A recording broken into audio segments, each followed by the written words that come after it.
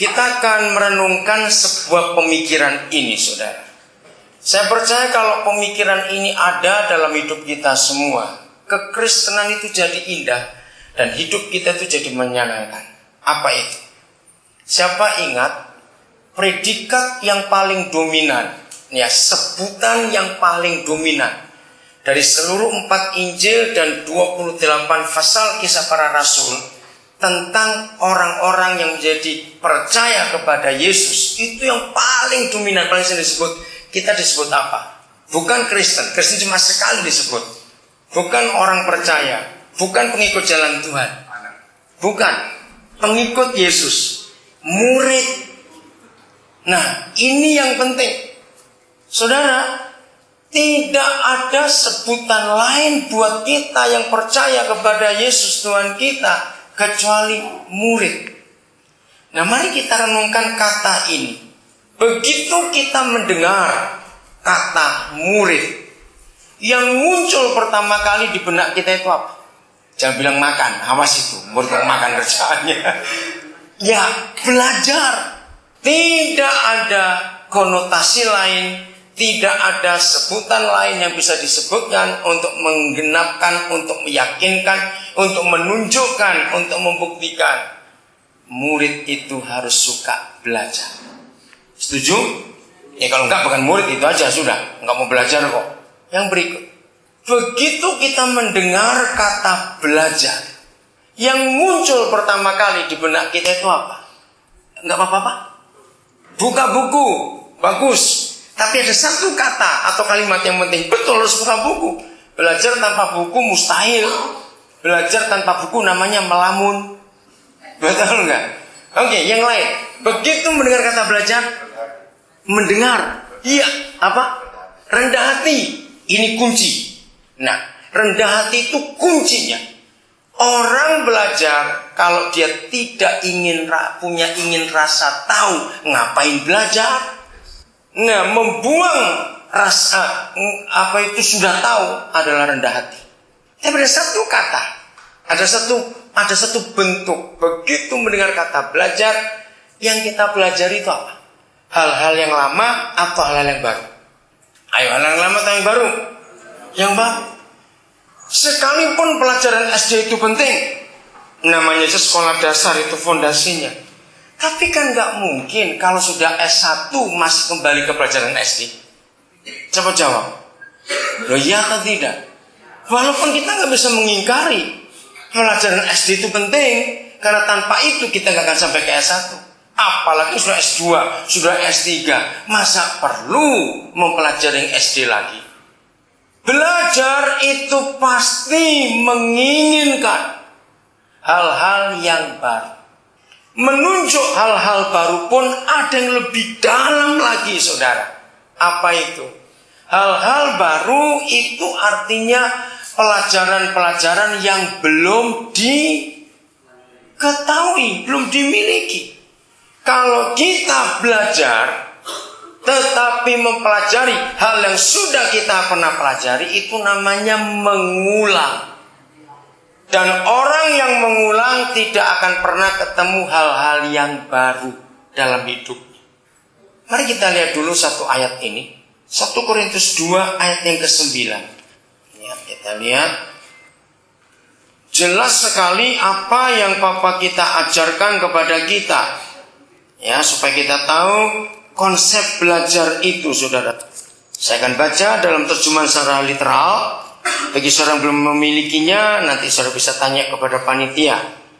Saya akan baca dalam 2 versi, terjemahan baru dari Lembaga Alkitab Indonesia dan terjemahan secara literal yang sedang kita pakai sekarang. Namun sebagaimana telah tertulis, apa yang mata belum pernah lihat dan telinga belum pernah mendengar dan belum pernah timbul pada hati manusia, itulah yang telah Elohim sediakan bagi mereka yang mengasihi Dia. Tetapi seperti ada tertulis, apa yang tidak pernah dilihat oleh mata dan tidak pernah didengar oleh telinga dan yang tidak pernah timbul dalam hati manusia, semua yang disediakan Tuhan untuk mereka yang mengasihi Dia. Mari kita keluarkan 3 kriteria. Mata tidak pernah lihat, telinga tidak pernah dengar, dan tidak pernah timbul dalam hati manusia.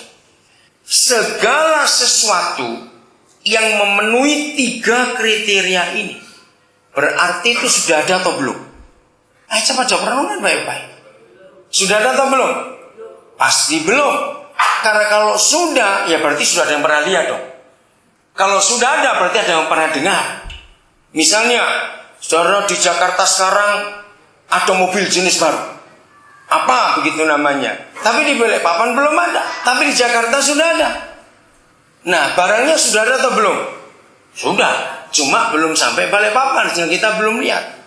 Tapi ini yang tidak pernah, baik mata melihat, baik telinga mendengar, baik yang ditimbulkan dalam hati orang, itu enggak pernah, belum pernah ada.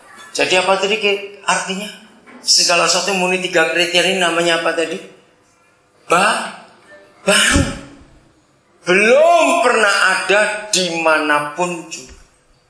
Saudara, kalau kita lihat ayat ini saja, ini sudah membuktikan bahwa kekristenan itu bukan agama. Renungkan. Ayat ini salah satu yang menjelaskan kepada dunia bahwa kekristenan bukan agama. Pasti saudara masih bingung. Mari kita renungkan. Yang disebut agama itu hanya sebuah proses pengulangan yang tidak pernah bisa dan tidak pernah boleh diganti. 3 hal saya sebut. 1. Yang disebut agama, tata cara ibadah boleh diganti nggak? Coba jawab, agama itu boleh merubah nggak tata cara agama? Tidak boleh. Agama tidak akan pernah bisa berubah tata cara agama. Kalau sampai ada yang merubah itu perang betul. Betul? Sedikit saja itu nggak bisa diganti. Nomor 2. Agama kalau sembahyang itu sudah diatur jamnya. Saudara perhatikan, kita baca koran, ada acara-acara hari keagamaan agama-agama tertentu. Apa yang mereka perdebatkan? Soal detik, soal waktu. Itu perang betul. Semua agama waktunya sudah tepat, baku, akurat. Bahkan kalau saya baca koran pada hari-hari tertentu itu saya sampai bingung. Enggak cuma jamnya, enggak cuma menitnya diatur, detiknya aja diatur sudah. Betapa repotnya. Bisa ngerti? Berarti kalau mereka kecepatan 1 detik, Tuhannya belum datang. Setelah baca 1 detik, Tuhannya sudah pergi. Begitu persis tepatnya itu. Nomor 3. Kata-kata doa, kalimat doa boleh diganti enggak? Tidak boleh diganti. Itu baku, saudara. Maaf, saya cuma cerita. Saya aja dengar yang lain-lain sembahyang itu bosan karena sama terus. Apalagi Tuhan. Betul enggak? Nah, itulah agama. Maka itu perang terbesar di dunia yang sampai hari ini enggak pernah berhenti adalah perang agama. Apa yang mereka perangkan? Tradisi yang tidak boleh diganti. Sadar enggak bahwa Kristen bukan agama? Kalau kita lihat ayat ini, justru yang Yahweh sediakan itu semua hal yang memenuhi 3 kriteria ini. Sampai dalam hidup saya itu memimpin ibadah apa saja, entah itu pemberkatan nikah, entah itu pemakaman atau perjamuan khusus atau apa saja. Saya tidak pernah punya metode satupun. Setiap kali saya minta Roh Kudus berikan yang baru. Saya tidak mau membuat Roh Kudus dirutinitaskan. Kasihan dia. Berapa kali dalam kebaktian tiba-tiba Roh Kudus minta, nggak usah muji Tuhan dulu, langsung aja diskusi. Saya ikuti. Seperti tadi. Nggak harus doa dengan memulai firman Tuhan. Ada nggak ayatnya? Tidak ada. Karena buat kita doa itu 24 jam.